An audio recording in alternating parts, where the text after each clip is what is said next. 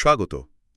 চলুন আজ ঋগ্বেদের একেবারে প্রথম যে মন্ত্রটা সেটা নিয়ে একটু গভীরে যাই। হ্যাঁ, নিশ্চয়ই। আমাদের হাতে একটা উৎস আছে, ওই বৈদিক ফিজিক্স ইউটিউব চ্যানেলের একটা আলোচনা।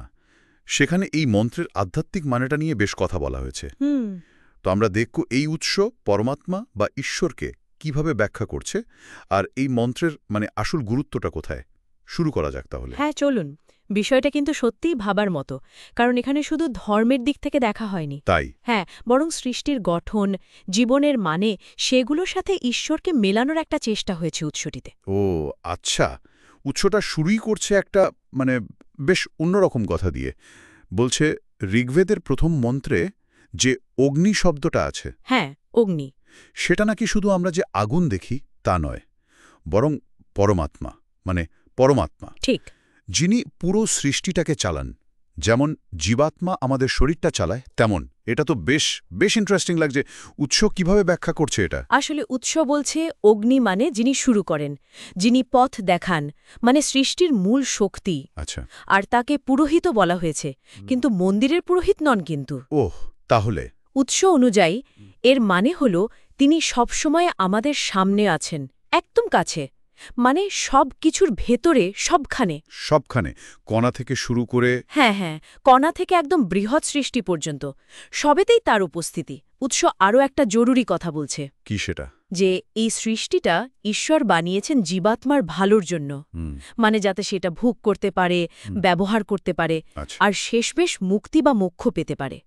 আর এই সুযোগটা মোক্ষ লাভের সুযোগটা মানুষেরই নাকি সবচেয়ে বেশি। আচ্ছা, বুঝলাম।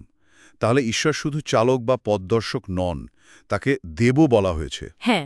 এর মানেটা ঠিক কি?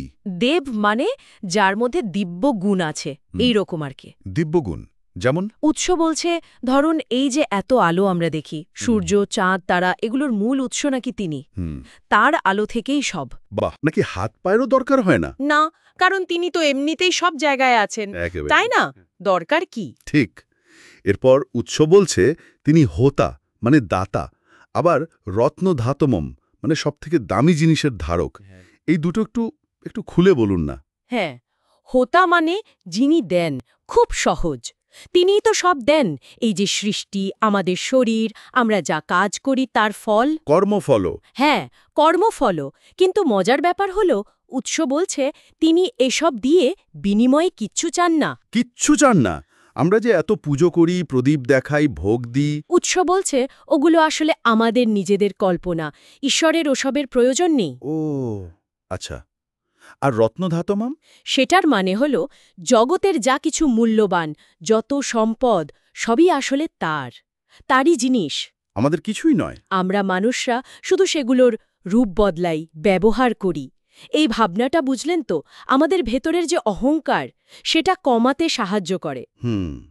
উৎস এখানে একটা বেশ কঠিন প্রশ্ন তুলেছে, কিন্তু প্রায় আয়নার মতো। কিরকম? বলছে যারা খুব ধার্মিক আচার অনুষ্ঠান করেন, নিয়ম করে পুজো আর্চা এসব, তারা কি সবসময় মনে রাখেন যে ঈশ্বর সব দেখছেন, সবখানে আছেন? এটা তো খুব জরুরি প্রশ্ন। কারণ যদি সত্যি বিশ্বাস করতেন, তাহলে কি রোজকার জীবনে জেনে বুঝে কোনো অন্যায় কাজ বা ধরুন অসৎ কাজ, সেগুলো কি করতে পারতেন? এটা কিন্তু ভাবাচ্ছে। একদম। আর ঠিক এখানেই উৎস একটা খুব গুরুত্বপূর্ণ কথা মনে করিয়ে দিচ্ছে। কি সেটা?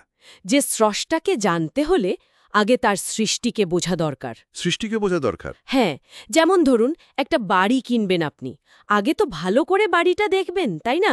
কেমন দেখতে, কি দিয়ে তৈরি, তারপর তো মালিকের খোঁজ করবেন। হ্যাঁ, তা তো বটেই।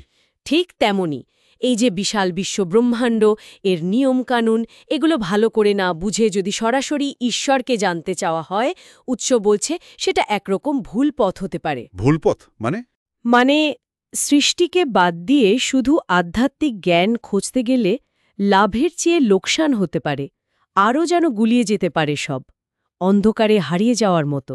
তার এই উৎসের ব্যাখ্যা অনুযায়ী ঋগ্বেদের এই প্রথম মন্ত্রটাই যেন পুরো জীবনের একটা পথ নির্দেশ, তাই তো?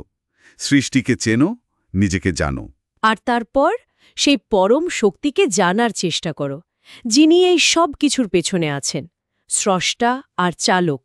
তাহলে আজকের আলোচনার সারমর্ম যদি করি, এটাই দাঁড়াচ্ছে যে এই উৎস বলছে ঋগ্বেদের প্রথম মন্ত্র ঈশ্বরকে এক নিরাকার, মানে যার আকার নেই, সবখানে থাকা, সর্বশক্তিমান সৃষ্টা ও পথপ্রদর্শক হিসেবে দেখাচ্ছে। আর তাকে ঠিকভাবে বুঝতে গেলে তার সৃষ্টিকে জানাটা খুব খুব জরুরি। একদম। আচ্ছা, আলোচনা তো প্রায় শেষের দিকে।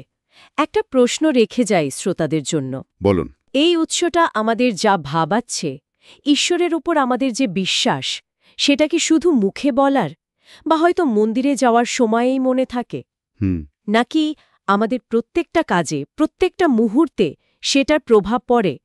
আমরা কি সবসময় খেয়াল রাখি যে একজন কেউ আছেন যিনি সব দেখছেন, যিনি আমাদের খুব খুব কাছে? এটা সত্যি ভাবার মতো একটা প্রশ্ন। আমাদের বিশ্বাস আর আমাদের কাজের মধ্যেকার যে সম্পর্ক, হ্যাঁ, সেই সম্পর্কটা নিয়ে নতুন করে ভাবার একটা অবকাশ তৈরি করে দেয় এই আলোচনাটা।